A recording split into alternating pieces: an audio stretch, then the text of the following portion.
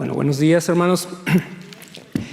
Es un placer estar aquí. Hace, como 12 años fue la última vez que tuve oportunidad de estar en este púlpito. Creo que todavía era el de madera. No estoy seguro.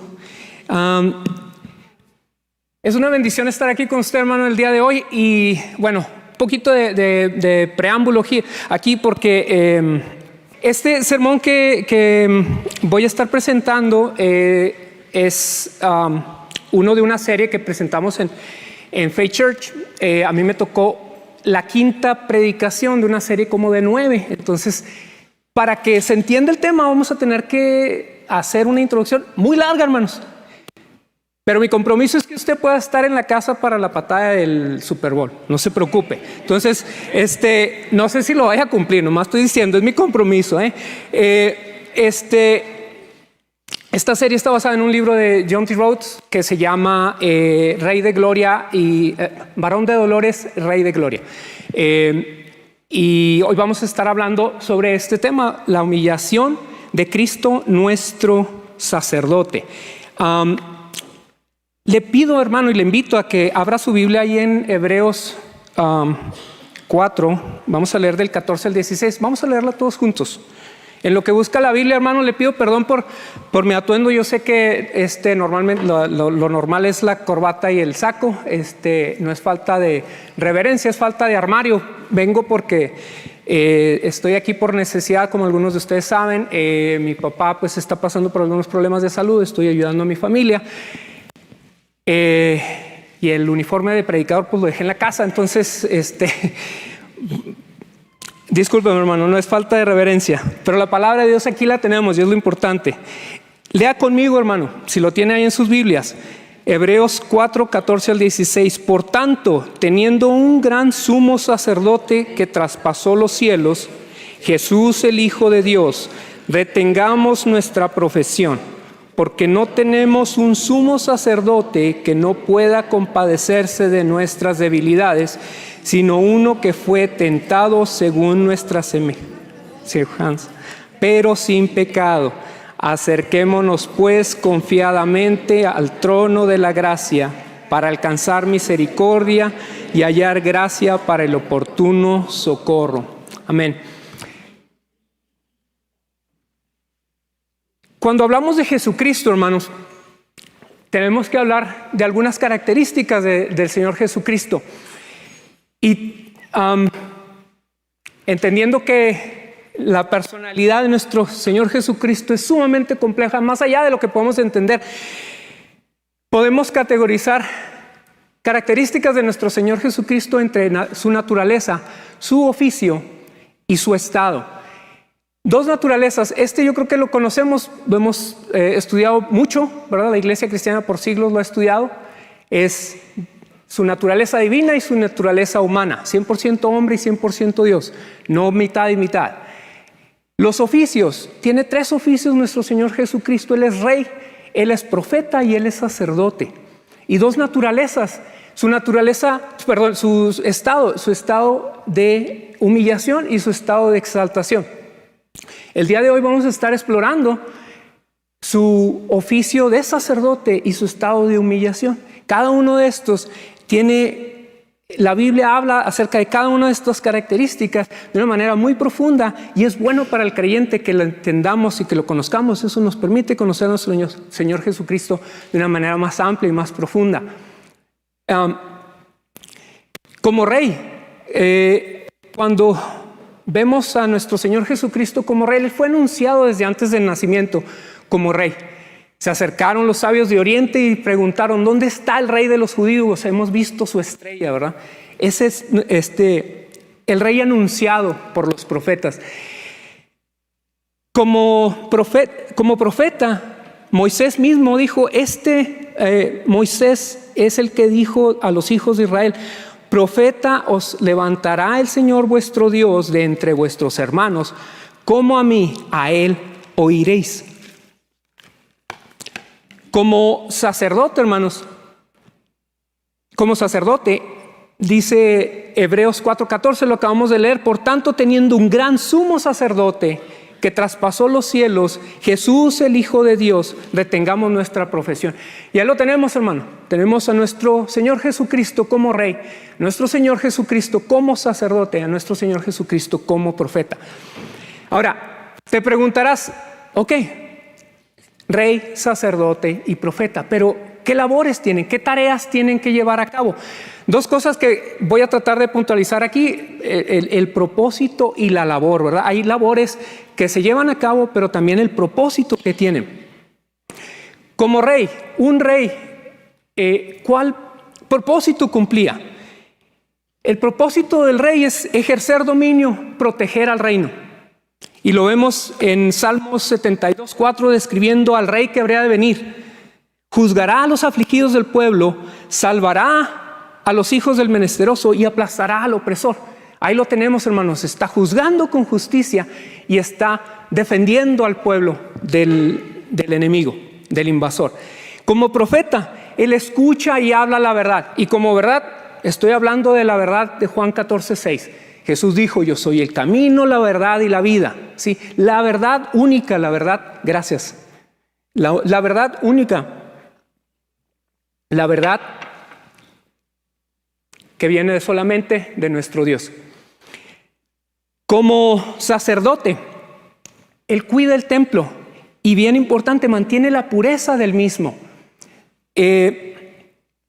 Nosotros relacionamos el sacerdocio con la presentación de sacrificios. Ese es lo que les comentaba ahorita. Esa es la tarea, presentar los sacrificios. Pero ¿cuál es el propósito del sacrificio? Es restablecer la santidad, es restablecer la pureza. ¿Sí? ¿Hasta ahí me siguen, hermanos? Dice: y santificaré el tabernáculo de reunión y el altar. Santificaré a sí mismo a Aarón, al profeta, al sacerdote, y a sus hijos, para que seáis mis sacerdotes. Sin pureza, hermanos, si un sacerdote no era puro, no podía ejercer el sacerdocio. ¿Sí? Para poderse presentar delante de Dios tenía que ser un sacerdote puro y con ello presentar sacrificios para purificar al pueblo. ¿Sí? Entonces, esto es en cuanto a la labor y en cuanto a nuestro Señor Jesucristo como Rey, como sacerdote, como profeta. Algo bien interesante, hermano, es que no solamente estas tres funciones, estos tres oficios, están muy estructurados en la Biblia para mostrarse como oficios en los que la creación de Dios, el ser humano, se relacionaba con su Dios y consigo mismo. Vemos al rey comunicándose con los demás seres humanos, ¿sí? Con los demás hombres, el profeta siendo la voz de Dios hacia el hombre y el sacerdote siendo el representante del hombre hacia Dios, ¿sí? Entonces tenemos una relación horizontal y vertical en estos tres oficios, ¿sí? Con Adán, interesantemente, la Biblia también lo plasma con estos mismos oficios. ¿Cómo lo vemos? Génesis 1:26 vemos que él recibió un reino para señorear. ¿Cuál era este reino? Entonces Dios dijo: hagamos al hombre a nuestra imagen, conforme a nuestra semejanza, y señoree en los peces del mar, en las aves de los cielos, en las bestias, en toda la tierra y en todo animal que se arrastra sobre la tierra. Ahí está el reino y ahí está el rey. Ahí está quien puede señorear sobre la creación de Dios. Su oficio como profeta, él recibió un mandamiento, hermano. Y mandó Jehová Dios al hombre diciendo: de todo árbol del huerto podrás comer, mas del árbol de la ciencia del bien y del mal no comerás, porque el día que de él comieres ciertamente morirás. Ahí está la verdad de Dios diciéndole: esta es la orden, aquí está mi verdad y aquí está para que tú la escuches. No solamente que la escuches, tienes que transmitirla a los demás. Labor de profeta: la verdad que te he dado, transmítela a tu esposa y a tus hijos. ¿Sí, hermano? El sacerdote, hermanos, cuida del lugar de encuentro. Ahora, este es una de las imágenes en la Biblia previa a la creación, que no es tan fácil de identificar. ¿Por qué? Porque relacionamos al templo como el lugar en donde estaba el tabernáculo, donde estaba Dios, donde se ofrecían sacrificios. Sin embargo, antes de la caída, el sacrificio no era necesario. Sin embargo, el lugar de comunión sí lo era. Ahí estaba el jardín del Edén, en el que Adán recibió la orden de guardar y cuidar el jardín del Edén. ¿Por qué? ¿Se acuerdan dónde estaba el Señor nuestro Dios cuando confrontó a Adán con su pecado? Estaba paseando en el jardín, ¿sí? Era el lugar de encuentro. ¿Por qué la orden de darle, cuida de este jardín? Porque ahí me voy a encontrar contigo. Cuida la pureza. Y tenemos que entender, una de las cosas que por años yo pensé en el jardín del Edén como un lugar de naturaleza, de árboles creciendo, un poquito silvestre. Me imaginaba un poquito allá Adán, pues a lo mejor en una hamaca muy ecoamigable, dándole un golpe al árbol, cayendo una manzana y comiéndosela, ¿verdad? En realidad la orden, muchos estudiosos de la Biblia dicen, no, en realidad era más un proyecto de arquitectura botánica, en donde se podría extender, donde se embellecía. Ahora imagínate ese proyecto para que fuera Dios mismo quien estuviera caminando ahí. Era una labor, hermano, era una labor en la que se tenía que preparar este lugar, en el que este lugar estaba ideado para que Adán se ocupara de ese lugar, quitar la hierba que no funcionaba, que no interactuaba bien, que no crecieran de más, que no crecieran de menos, para que ahí paseara con Dios. Básicamente, este es el lugar de encuentro y era importante mantener esa pureza, ¿sí? Entonces, ahí tenemos a Adán como rey, como profeta y como sacerdote. Ahora, en la caída, vamos viendo de una vez. Ya vimos a Jesús como rey, profeta y sacerdote. Ya vimos a Adán como rey, profeta y sacerdote. Después de la caída viene la serpiente. Sabemos la historia. Es tentado, él cede a la tentación y cae. Leemos en Génesis 3:17. En el juicio de Dios contra Adán, y al hombre dijo: por cuanto obedeciste a la voz de tu mujer y comiste del árbol de que te mandé diciendo, no comerás de él, maldita será la tierra por tu causa, con dolor comerás de ella todos los días de tu vida. Y así, hermano, tenemos a este Adán,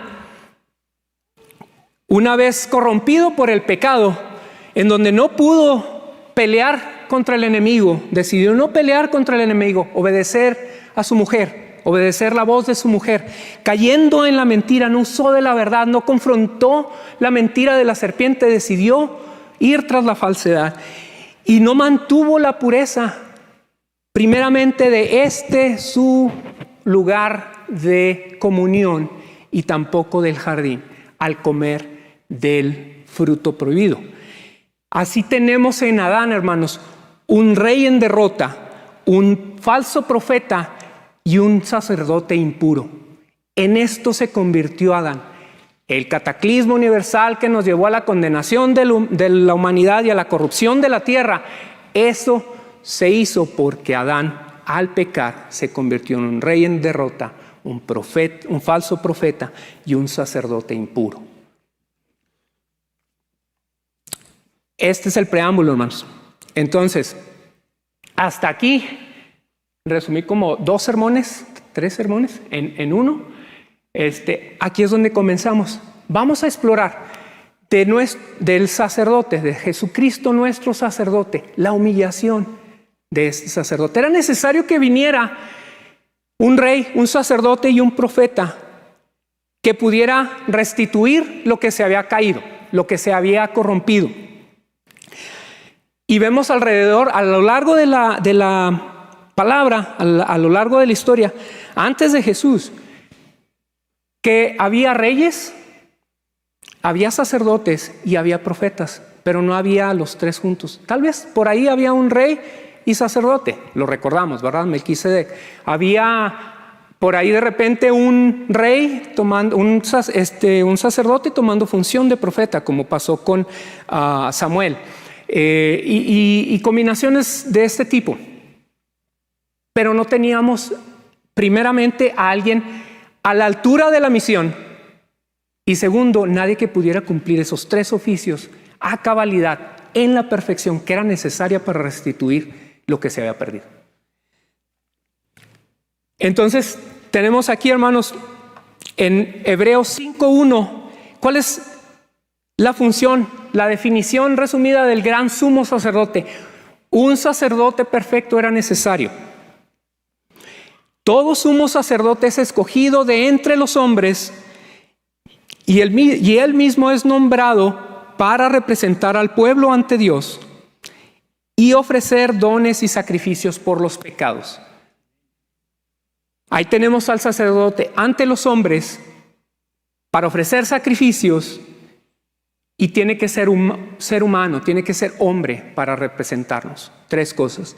Vamos a ver cada una de ellas, no los vamos a estar viendo en la secuencia que viene en el versículo. Vamos a ver primero ante Dios, después los sacrificios por el pecado y al final ser humano para representarnos. Allá por el 1935 había 2 científicos muy renombrados, Albert Einstein, lo conocen, o han escuchado de él seguramente, y Erwin Schrödinger, no lo pronuncio muy bien, pero Erwin Schrödinger. Entre ellos 2 empezaron a definir mucho de lo que fue la física moderna, y por ahí Erwin Schrödinger salió con la idea de que, oye, ¿cómo les hacemos para explicar un concepto que en ese momento era nuevo, que se llama la superposición cuántica? Probablemente no han escuchado de ella, sé que Joab sí ha escuchado de ella, probablemente Manuel Castillo también. Es un concepto bien raro para empezar, pero para explicarlo, Erwin Schrödinger dijo, bueno, se me ocurre que podemos explicarlo con una caja, ponemos un gato en la caja y ponemos otros artefactos ahí.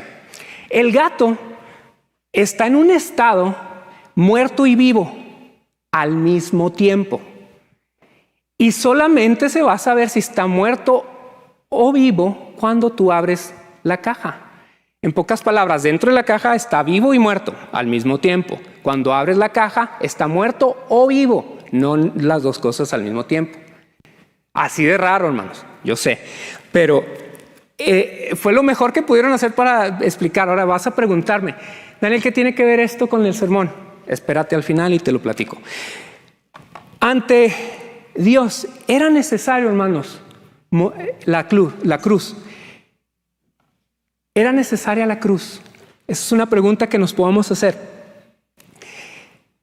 Y una pregunta capciosa para ti, hermano, el día de hoy es, ¿quién crees tú, mi hermano, que tiene más necesidad de reconciliación, un hombre caído o un Dios misericordioso? A lo mejor hay que darle un poquito de vueltas a esta idea, a esta pregunta, pero podemos pensar que el hombre en su corrupción no pueda llegar hasta el punto de apagar la necesidad de acercarse a Dios, a la necesidad de reconciliarse con Dios. Pero Dios en su naturaleza, en su característica comunicable de amor, tiene que ser movido a la reconciliación. Él es movido a la reconciliación, nosotros no.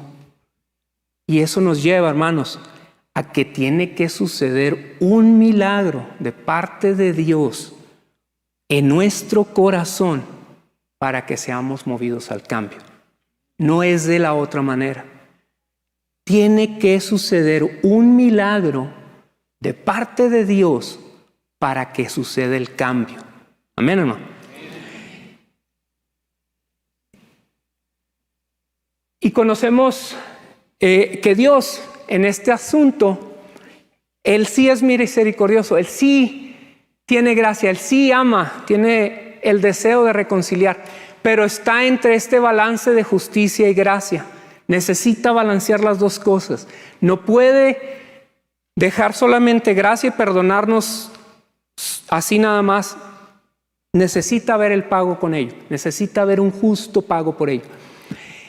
Y en la Biblia lo hemos leído, mis hermanos, como en Romanos 6:23, porque la paga del pecado es la muerte, pero el don de Dios es la vida eterna en Cristo Jesús, Señor nuestro. Conocemos el versículo, hermanos, pero este versículo, así tan conocido como es, también nos expresa de una manera muy clara, muy concisa, el balance entre justicia y gracia. Hermanos, el sumo sacerdote tendría que ser tal que pudiera lidiar con la ira de Dios, hermanos. En pocas palabras, para que pudiera ejecutarse este balance de justicia y gracia, el sumo sacerdote no podía ser de otras características que no fuera perfecto. Tendría que poder lidiar con la justicia de Dios para ser acepto, pero también para representarnos. Y esto lo vamos a ver un poquito más adelante, pero tiene una implicación muy alta. El sacerdote tendría que ser tal que todo su objetivo, todo su deseo, todo su anhelo fuera hacia Dios, ante Dios. Su objetivo final es Dios. El sacerdote busca a Dios. Y representando al humano, al hombre, el objetivo final del sacerdote es Dios. Busca a Dios. En 1877, Hugh Martin, en uno de sus sermones, lo expresó de una manera muy elocuente. Dijo: su objetivo, repetimos, es Dios. Hablando del sacerdocio de Cristo, su objetivo, repetimos, es Dios. Propicia a Dios, intercede ante Dios, satisface la justicia de Dios, apacigua la ira de Dios, asegura el favor de Dios, sella el amor de la alianza de Dios y da efecto al propósito y la gracia eternos de Dios. Eso, mis hermanos, de una manera muy concisa, bueno, no sé qué tan concisa, pero muy profunda también, resume cuál es el sacerdocio de Jesucristo. Me gusta mucho ese comentario de parte de Hugh Martin. Solo un sumo sacerdote como él, perfecto, podía tener acceso completo a la presencia de Dios para realizar estas tareas. Este sumo sacerdote perfecto debería ser tal que su único objetivo debería ser complacer a Dios. Y ningún ser humano está a este nivel, mi hermano. Solo Jesucristo, en su perfecta comunión con Dios el Padre, solo Él podría lograrlo. Ante Dios. Ante Dios, el sacerdote ofrece sacrificios. ¿Qué logra la cruz? ¿Qué logró la cruz, hermanos?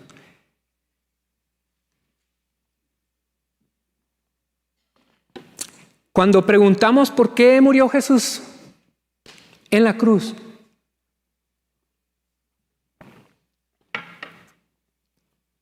la pregunta general de nosotros como creyentes es por nuestros pecados, ¿verdad? Jesús murió por nuestros pecados. Y es cierto, murió por nuestros pecados. Pero la explicación de por nuestros pecados tiene una explicación muy profunda en la Biblia, mis hermanos. No solamente por nuestros pecados y se acabó la explicación. Realmente la Biblia nos da mucha luz acerca de lo que implica el sacrificio de Cristo en la cruz por nosotros. Requirió un gran sacrificio de una magnitud que no podemos comprender tan fácilmente. Podríamos caer en la trampa de dar por sentado el sacrificio en la cruz sin considerar el nivel de problema que supone el pecado. La cruz llama la atención sobre el horror de nuestro pecado. Entonces, ¿cuál es el principal problema de nuestro pecado? Es que nos arruina la vida, nos crea problemas. En realidad, eso solamente es una consecuencia de lo que el pecado hace. Principalmente rompe nuestra comunión con Dios y eso lo arruina todo, mi hermanos. Eso conlleva todo lo demás. Esa ruptura genera todo el desastre. Dios y el pecado no se mezclan, hermanos. Y si tratáramos de mezclarlo, el pecado tendría que ser destruido de forma inmediata, de forma total y de forma permanente. Inmediata, no podría resistir ni un momento. Completa, no quedaría nada de ello, y permanente sería por la eternidad. Ese sería el resultado de tratar de mezclar Dios y pecado. Entonces estamos ante una realidad aterradora, mis hermanos, de lo que podría pasar. Y una vez más, Dios se encuentra en este balance entre misericordia e ira. Porque sí, tiene que haber pago y tiene que ser grande, pero Dios sigue siendo misericordioso. Jehová tardo para la ira y grande en misericordia, que perdona la iniquidad y la rebelión, aunque de ningún modo tendrá por inocente al culpable. No tendrá por inocente al culpable. Todos los pecados tuyos y míos habrán de ser pagados por un Dios misericordioso. Entonces, ¿cómo conciliar estas dos cosas? ¿Cómo concilias tú Este Dios en ira por mis transgresiones, por tus transgresiones, está justamente enfadado, está justamente enojado por todo lo que nuestro pecado ha hecho. Y ese pecado lo vemos manifestado en la muerte, tanto física como espiritual. Y vemos la consecuencia de ello. Ahorita hemos estado orando por los enfermos, hermanos, y quiero hacer una pequeña pausa aquí para hablar sobre la muerte, porque es parte de las consecuencias de esto, ¿verdad? Si estás pasando por la cruda realidad de lo que es la muerte, ya sea en tu propia vida o en la vida de alguien más, es normal en la cuestión de ver que la muerte duele, porque la muerte no debería de ser. La muerte es mala. La muerte duele, mi hermano. La muerte es una consecuencia que nos vino por algo que no debió ser. La muerte duele. La muerte debería de morir. La destrucción debería ser destruida. El final debería llegar a su final. Nosotros no deberíamos estar ahí. Y sin embargo tenemos que caminar. Si la realidad de la muerte está tocando tu vida, debes de saber que es correcto, pero también que hay esperanza. La ira no quedó sin misericordia. La justicia no quedó sin gracia. El sacerdote perfecto está cumpliendo su labor. Mis hermanos, la magnitud de la deuda es bien grande. Y tenemos que hablar que no solamente la muerte física es lo peor que le pasa al hombre. La muerte espiritual es aún peor, porque como dije ahorita, la destrucción de tratar de poner a Dios, al pecado delante de Dios sería inmediata, completa y permanente. Permanente es lo más aterrorizante de todo esto, mi hermano. Porque de forma espiritual moriríamos eternamente. Y eso nos pondría en algo que no podemos ni siquiera imaginar. Por eso era necesario que el sacerdote pagara de esta manera. Un sacerdote capaz de presentar un sacrificio del nivel adecuado, mi hermano.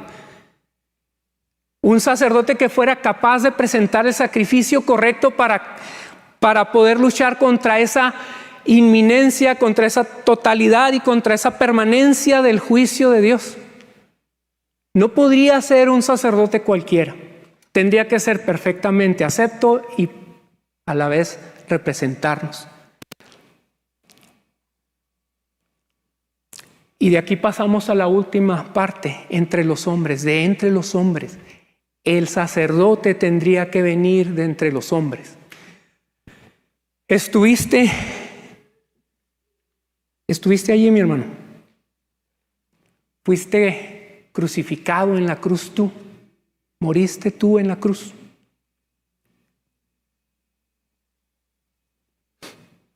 El concepto de las dos naturalezas de Jesús está bien establecido, 100% hombre, 100% Dios. Como ya hemos dicho, el sumo sacerdote perfecto debe tener acceso completo a Dios, pero debe ser un representante justo de la humanidad, por lo que debe de venir de entre los hombres. En otras palabras, un hombre común no podría pagar nuestra deuda, y Dios en su naturaleza divina no puede representarnos para expiación. Y eso es bien importante, hermano. El hombre, el sacerdote, tendría que representar al hombre. Entonces, Dios puede intervenir, puede ofrecer un sacrificio de sí mismo siendo Dios solamente.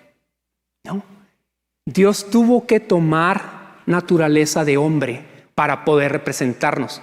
No podría quedarse con la naturaleza divina y poder ofrecer el sacrificio. ¿Tiene poder? Sí tiene poder, pero no tiene el estado, no tiene la condición, la naturaleza para podernos representar. Por eso el milagro, mi hermano. Por eso este sacerdote perfecto tendría que ser de tal naturaleza que pudiera ser acepto a Dios. ¿Y quién puede ser acepto a Dios? Solamente Él mismo. pero a la vez representarnos a nosotros, 100% humano, nada más, nada menos. Entonces, estuviste allí. Este sacerdote presenta sacrificio, y con ese sacrificio, ¿se acuerdan cómo era el sacrificio en el Antiguo Testamento? Se presentaba un animal en sustitución por el pueblo. Y aquí este sacerdote, ¿qué sacrificio podría presentar que fuera más grande que el mismo sacerdote perfecto? Ese es el sacrificio más alto que podría presentar para sustituirnos. Y sí, mis hermanos, fuimos sustituidos. Entonces la respuesta es no. Jesús es nuestro sustituto y por lo tanto la respuesta es no. Él murió en nuestro lugar, como Pablo lo describe en numerosas ocasiones, pero aquí lo pongo en Romanos 5:6.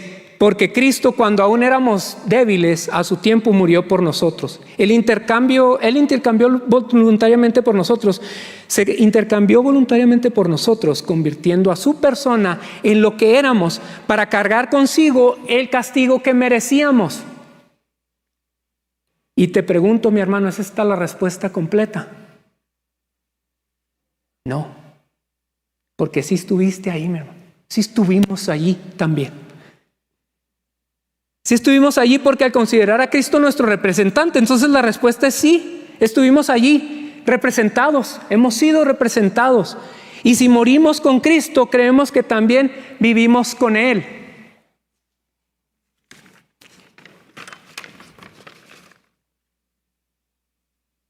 Porque el amor de Cristo nos constriñe pensando esto, que si uno murió por todos, luego todos murieron.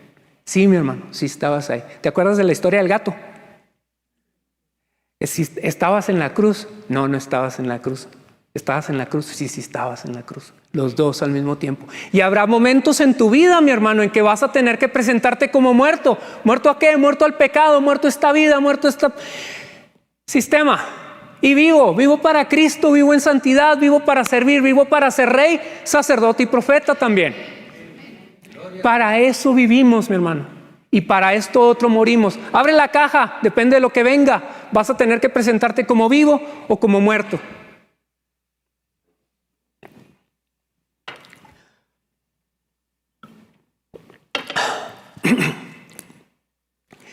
Hablando de la expiación y de la divina sustitución de Cristo, John Stott lo plasmó de esta manera. El evangelio bíblico de la expiación que es que Dios se satisface a sí mismo sustituyéndose por nosotros. El concepto de sustitución puede decirse entonces que está en el corazón tanto del pecado como de la salvación, porque la esencia del pecado es que el hombre se sustituye por Dios, mientras que la esencia de la salvación es que Dios se sustituya por el hombre. El hombre se levanta contra Dios y se pone donde solo Dios merece estar. Dios se sacrifica por el hombre y se pone donde solo el hombre merece estar. El hombre reclama prerrogativas que le pertenecen solo a Dios. Dios acepta castigos que le pertenecen solo al hombre. Y mi hermano, es el gran sacerdote. Él te quita de ahí y se pone ahí y al mismo tiempo te llevó con él. ¿Por qué, mi hermano? ¿Por qué? Primera de Pedro 2:9. Mas vosotros sois linaje escogido, reyes, real sacerdocio, sacerdotes, nación santa, pueblo adquirido por Dios, para que anunciéis las virtudes, profetas, de aquel que os llamó a las tinieblas, de las tinieblas a su luz admirable. Este sumo sacerdote, mi hermano, caminó la derrota de la cruz para que tú tuvieras victoria. Este sumo sacerdote, mi hermano, fue vituperado como si fuera falso para que tú fueras expuesto a la verdad. Y este mismo sacerdote, mi hermano, cargó la muerte y el vituperio de ser tratado como impuro para que tú tuvieras pureza, mi hermano, para que tú fueras santificado. Este es nuestro sumo sacerdote. Padre, te bendecimos y te damos gracias, Dios, porque tú nos has redimido de una manera poderosa, de una manera más grande de la que podemos entender. Gracias tú, mi sacerdote, porque me has representado pero también me has llevado a la cruz, porque tú y solo tú podías hacerlo, tú y solo tú podías lograrlo. Gracias, mi Dios. No quiero quedarme pasivo, Dios, no quiero quedarme sentado, quiero caminar en verdad, en pureza y en victoria, en Cristo Jesús. Amén.